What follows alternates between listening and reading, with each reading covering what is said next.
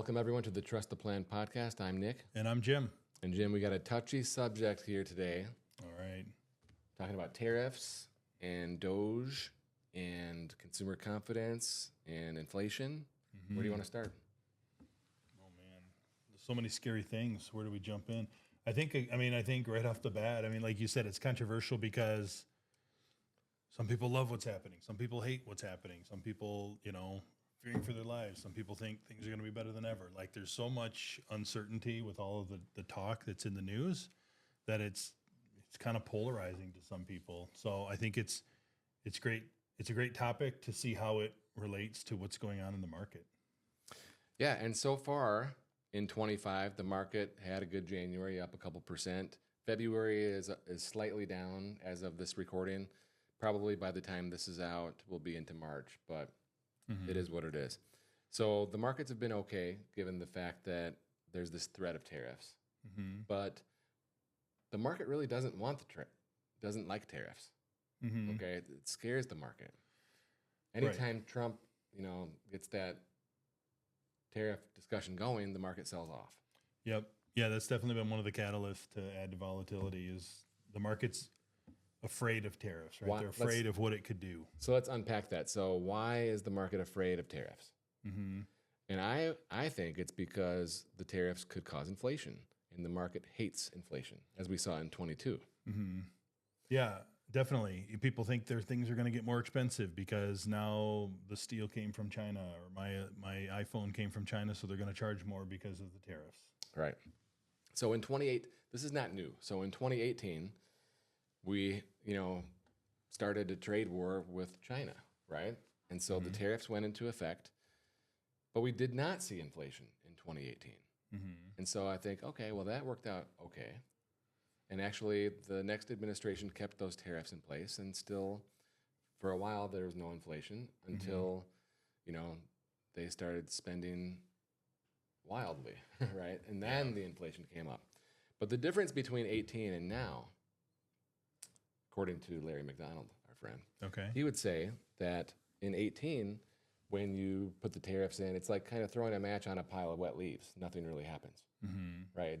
It's wet, so it's not gonna catch on fire. But right now, that pile of leaves has been sitting out. It's dry, and it's ready to ignite. Mm-hmm. So there could be, a different outcome this time. Yeah. So maybe still tariffs are not what's causing inflation, but the environment that we're in, any kind of potential negative news could ignite inflation, I guess. Is that the thought? That's right. And we did have inflation up to 9.1, but then it came all the way down to 2.8. But now the last couple months, 2.8, 2.9, 3.0. So it has not been contained all the way down to that 2.0 level that Fed Chair Jerome Powell wants to see, and we would all like to see. So we're at that 3% level, which is the top of the range that we'd like to be in.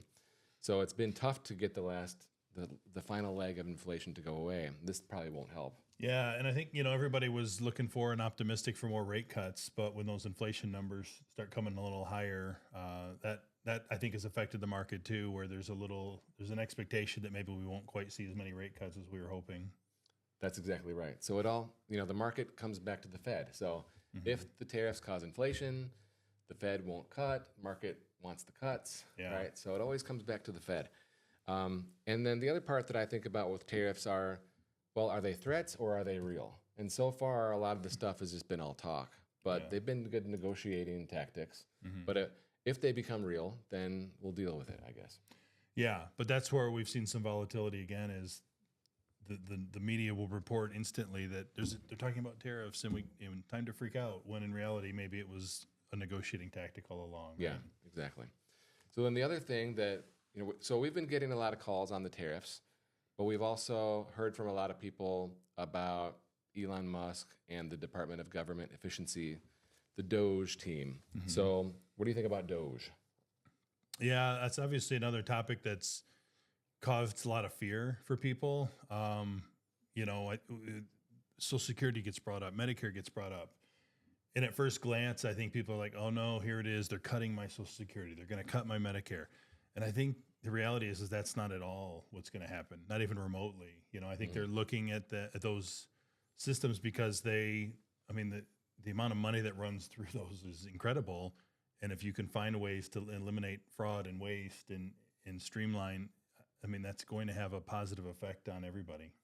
Yeah, I think we need to look at the facts here and say the government has a $2 trillion deficit and we're 36 trillion in the hole, and it's just getting worse. And when someone comes in and examines that we're paying millions of dollars for buildings that are empty for a lease, we're paying for licenses of software that no one's using, which is costing millions of dollars.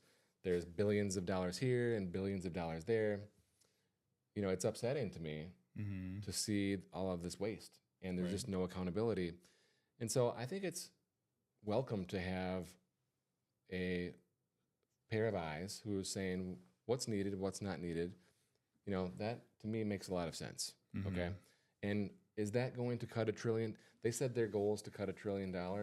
Well, I think that's probably a lofty goal. I doubt that would be the case. But here's the other side. If you cut government spending by $1 trillion, I think you're in a recession. Right? Yeah, you think that, I think you're in a the recession. government is responsible for so much of the liquidity in the market. Right. So the US economy is like something like 25 trillion or 30 trillion, I can't remember. But if you take $1 trillion out of that, that's like 3 or 4% reduction. And the growth rate right now is like 3% or whatever, 3% at best. So that's it. It's a recession. Yeah. So that's the tough medicine, right? We know that we can't have $2 trillion deficits. We don't want a recession, but we can't afford the debt. So what do you do? Right. Yeah, I think that's a good example of, sometimes you got to go through a little bit of pain to get where you want, where you need to be, Yeah. If I feel like I'm out of shape, I got to start working out. And guess what? It's really hard. The first few months you work out, but then it gradually gets easier. You get in better shape, you get healthy again, and it's all good. So what are you doing to keep in shape? Working out. There you go. Walk the dog. That's right. Well, I don't know if that counts, Jim. I don't care if you walk them 5 times a day. Okay, so then the other part of the most recent stuff with Doge is the Doge dividend. So what do you think about the Doge dividend discussions? Yeah, I think my first thought is that would be awesome because, they're basically returning.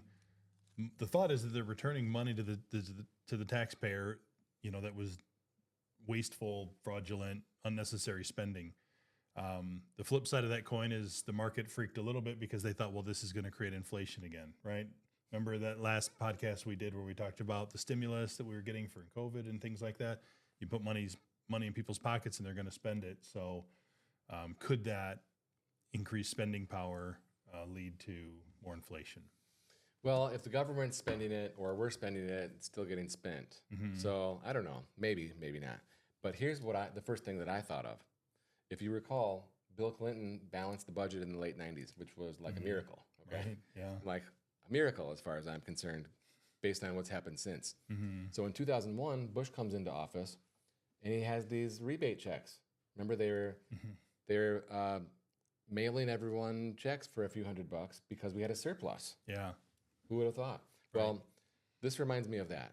Okay. And so Doge saves $100 billion, $1 trillion out of the fiscal budget, and then we send a few $100 billion back to the taxpayers. Well, why are we doing this Department of Government Efficiency? It's to cut the deficit. But if you just send it back to people, then the deficit's going to be. Look, I don't want to pay I want to pay as little taxes as possible, just like anyone. But I realize the objective of government efficiency is to reduce the deficit, not to give money back to me, but to get the government on a fiscally responsible, sustainable path. So I would be not in favor of the dividend because it would just create more deficits. Yeah, and I would say that's my head went there quickly as well. Is after the thought of give me some of my money back that you wasted. The thought of it is, how about we use it for something smart? Let's start to get ahead. Let's pay something off. You know, Why are you being so selfish? You know.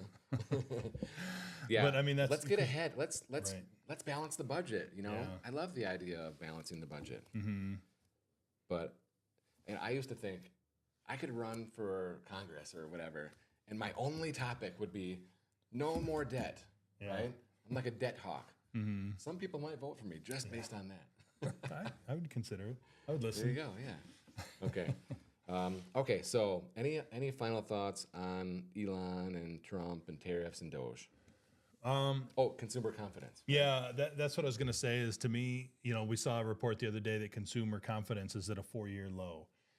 And to me, all that says is that the consumer is just, it's uncertainty. We don't know what's happening with tariffs. We don't know what's happening with Doge. Are they going to cut my Social Security? Are they going to cut my Medicare?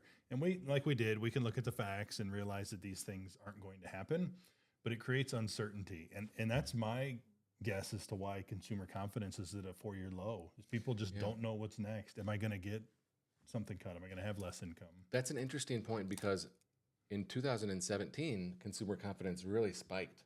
Like small business confidence went through the roof. And now it's different here in 25 than in 17. Same president, but a different confidence level. Right. You know, it's interesting. Right. I just think there's so many things in motion right now that's created enough uncertainty that people are taking more of a wait and see approach. Okay, Jim. Well, hey, if this is your first time on the channel, please like, subscribe, share with your friends. And if you'd like to learn more about us, visit us at peakwm.com.